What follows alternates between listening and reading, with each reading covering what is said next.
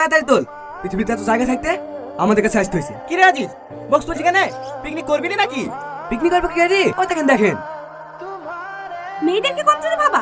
এক্ষুনি হয়েছে কি, আর দুদিন দাঁড়া, ওদেরকে এলাকা ছাড়া করবো। আজিজ, বক্স নিচে রাখ, এখানে পিকনিক করবো।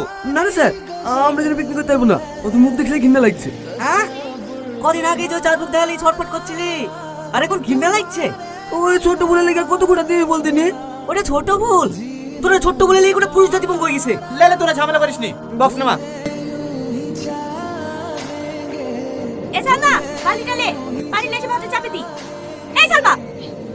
ম্যাম, ওইদিকে কি দেখছিস? কিছু না ম্যাম। বালতিটা লে। হ্যাঁ ম্যাম, এই পানিতে ভাত রান্না করবে? হ্যাঁ, নদীর পানি হচ্ছে সব থেকে পরিষ্কার পানি। এই পানিতে কোনো আয়রন থাকে না। এই পানিতে ভাত রান্না করতে তো ভাতের স্বাদই আলাদা হবে।